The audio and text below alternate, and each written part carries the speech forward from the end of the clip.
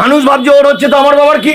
তখন যখন এই বাচ্চা মেয়েটাকে তার দুঃখ যন্ত্রণা আমাদের হৃদয়টাকে কাঁপায়নি, রোম্যান্স ল্যান্ডে ফেলে দিয়েছে তাকে, সে খেতে পাচ্ছে না, যেতে পারছে না, আসতে পারছে না, তখন কিন্তু মুসলমানরা প্রতিবাদ করেনি, করেছে।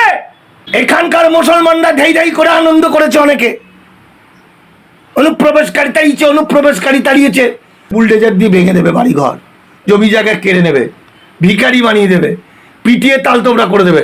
ফুটপাতে ফুটপাতে না খেতে পাওয়া মানুষগুলো শুয়ে থাকবে, বসে থাকবে, ভাত দাও, খেতে দাও, ফ্যান দাও বলবে।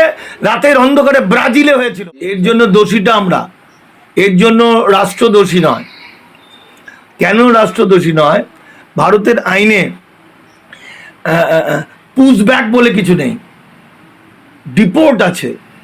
একটা মানুষ সে নাগরিক কি বেনাগরিক মামলা চলবে, মামলার মধ্য থেকে প্রমাণ হবে সে বেনাগরিক। যদি বেনাগরিক প্রমাণ হয়, ডিপোর্ট করা মানে প্রত্যার্পণ করা, সেই দেশের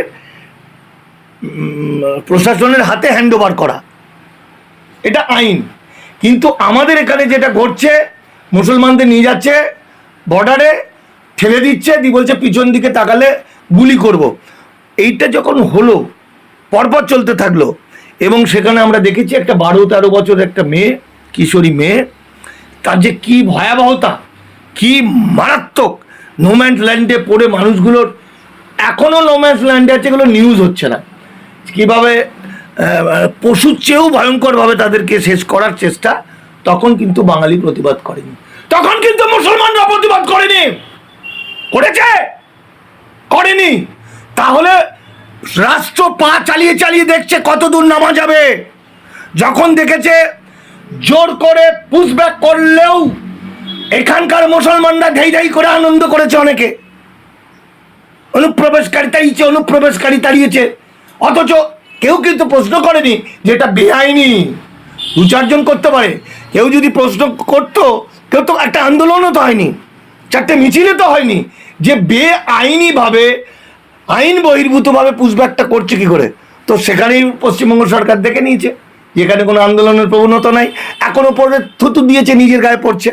সুতরাং এটা আরও কঠিন হবে, তীব্র হবে। শুধুমাত্র বেআইনিভাবে যে ঘটনাটা বললেন সেটা হয়েছে, এর চেয়েও মারাত্মক হবে, বুলডেজার দিয়ে ভেঙে দেবে বাড়িঘর, জমি জায়গা কেড়ে নেবে, ভিখারি বানিয়ে দেবে, পিটিয়ে তালতোবড়া করে দেবে।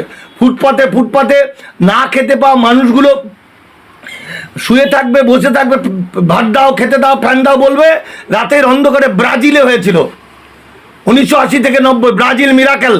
রাতের অন্ধকারে সেই সময় ফুটপাতে এই বাচ্চাগুলোকে গুলি করে করে মারতো, হাজার হাজার বাচ্চাকে গুলি করে মেরে দিয়েছিল। সেই অবস্থায় এসে যেতেও পারে। মানুষ প্রতিবাদী করেনি, মানুষ ভাবছে ওর হচ্ছে তো আমার বাবার কি। যে তখন যখন এই বাচ্চা মেয়েটাকে তার দুঃখ যন্ত্রণা আমাদের হৃদয়টাকে কাঁপায়নি, রোম্যান্স ল্যান্ডে ফেলে দিয়েছে তাকে, সে খেতে পাচ্ছে না, যেতে পারছে না, আসতে পারছে না। মানুষের কি মাটি থাকে না? মানুষ যখন জন্ম নেয়, প্রকৃতি জন্ম দেয় মানুষকে, তার মাটি থাকে। কিন্তু তাকে যখন পুশব্যাক করলো বেআইনিভাবে, তখন আমার পশ্চিমবঙ্গের বাঙালি, হিন্দু, মুসলমান, বৌদ্ধ, খ্রিস্টান, জৈন, পার্সি, ধনী দরিদ্র নির্বিশেষে কেউ প্রতিবাদ করেনি, তো করেনি। এবার ওপরের দিকে থুতু বলেছে, নিজের গায়ে পড়বে, এখন কে দেওয়ার কোনো লাভ নেই। সুতরাং অত্যন্ত খারাপ দিকে যাচ্ছে সময়, খুব খারাপ।